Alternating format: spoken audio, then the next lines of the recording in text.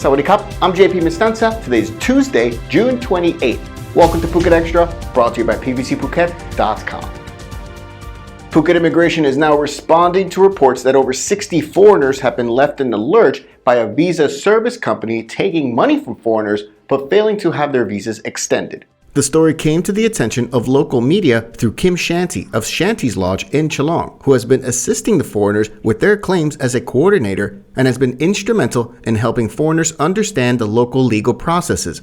Fearful of their immigration status, some of the foreigners had been reluctant to report their predicament to immigration, and many of them had been stuck in Phuket due to the COVID-19 pandemic.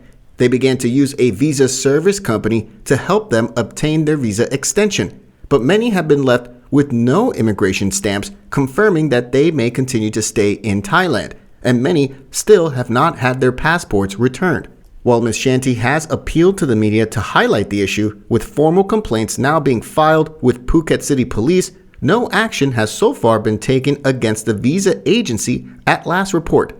In response, Phuket City Police Chief Commander Sarawut Chuprasit told the Phuket News that police are aware of the incident and had contacted Phuket Immigration about the visa agency. He said, quote, "We have done a preliminary check and coordinated with the Phuket Immigration Chief about this case. We have held discussions with the relevant departments and commanding officers, and the conclusion is that tourists must apply for a visa extension at the immigration office in person.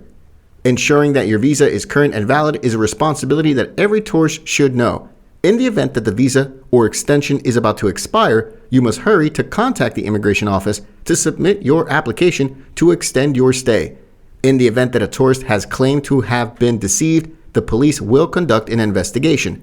If a tourist has been scammed, we will prosecute the agency and ensure that the tourist recovers any monies paid as well." He went on to say, quote, "However, I would like to emphasize that tourists must be aware of how long they are allowed to stay in Thailand, and when their visa is about to expire, they have to go to immigration in person and apply to have their visa extended." Phuket Immigration last night issued a notice urging any foreigners affected by a visa broker or visa renewal agency by taking their passports and their money but failing to have their visa stays extended on their behalf to contact the Phuket Immigration Help Center at the numbers on your screen. The notice asked foreigners to prepare the following documents beforehand: a passport or copy of passport, evidence of action against the company/agent about the visa, evidence of legal proceedings such as documents, reports, etc., if any, other related information. For more, visit thephuketnews.com. Phuket saw an influx of travelers from India in the first 6 months of this year, accounting for 50% of foreign guests, but half of all hotels on the island remain closed as they await the start of high season. Suksit Suvundikul, the president of the southern chapter of the Thai Hotels Association, the THA, said the hotel business on the island gradually picked up in the first half with an average occupancy rate of 40% in May, mostly driven by travelers from India, Singapore, Australia, and the United Kingdom. He said the Indian market saw significant growth during this period, with over 52,200 travelers from May 1st to June 25th, more than twice the size of the Singapore market in second place, with 19,298 travelers. He said, quote, "The situation in Phuket has mostly returned to normal, with tourists in some destinations, such as Patong, starting to take their masks off after Thailand lifted the mandate last week. The spread of new subvariants does not impact sentiment at the moment." Meanwhile, the outlook for the Indian market in July remained strong, with direct flights from Thai Smile Airways, Go First Airlines, and Indigo Airlines connecting Phuket with key cities like New Delhi, Kolkata, Bangalore, and Mumbai. In July, Phuket will have 15 airlines flying 58 direct flights to the island, bringing tourists from India, the UAE, Singapore, Malaysia, Australia, Qatar, Israel, and the UK, with an average load factor of 80%.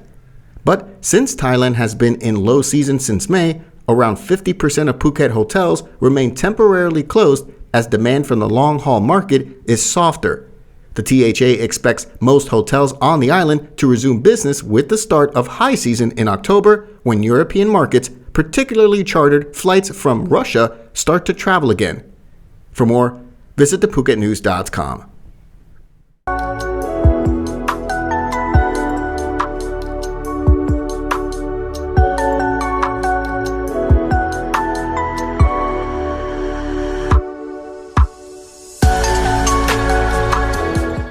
2 Indian women are now behind bars in Bangkok after customs officers found 109 live animals inside their luggage as they were boarding a plane from Thailand to India. The 2 women, 38-year-old Nitya Raja and 24-year-old Sutana Ibrahim, were set to leave Suvarnabhumi Airport on a Thai Airways flight to Chennai, India on Monday when customs officers became suspicious. X-rays of their suitcases led officials to open their luggage, in which they found 2 white porcupines, 2 armadillos, 35 turtles, 20 snakes, and 50 lizards. The women were detained and charged with violating the 2019 Wildlife Conservation and Protection Act, as well as the 2015 Animal Disease Act and the Customs Act of 2017. They're now being held at a local Bangkok police station for legal action. For more, visit the link in the description. With interest rates set to rise in the second half of the year, increased household debt could deal a heavy blow to the Thai economy, weakening consumer purchasing power and slowing economic growth, according to KKP research. Thailand's household debt now exceeds 90% of Thai gross domestic product, ranked the 11th highest in the world as households struggle to make ends meet in the kingdom. Most households in the lowest 20% have an average monthly income of only 10,000 baht, while the minimum monthly expenditure is 12,000 baht according to reports. These households resorted to borrowing to pay for daily essentials, driving up the proportion of short-term consumer debt to total household debt, according to the research house. Thailand's per capita income is also very low compared with countries with similar levels of debt, suggesting the Thai economy is more vulnerable to impacts from indebtedness than other countries, according to KKP research. According to Credit Suisse, Thailand has one of the highest levels of wealth inequality in the world, and debt tends to be concentrated in low-income households that have a lower asset-to-debt ratio. As a result, when interest rates rise, these households have to reduce their consumption to pay off their debts, which will slow economic growth. Low-income households also bear a bigger brunt from inflation, as food and energy expenses make up a relatively larger proportion of total household spending, decreasing their ability to pay down debt. Higher household debt will cause Thailand to face a long downturn in the economic cycle. KKP research said the Thai government should not try to stimulate the economy through debt, preferring a gradual hike of interest rates. For more, visit the link in the description.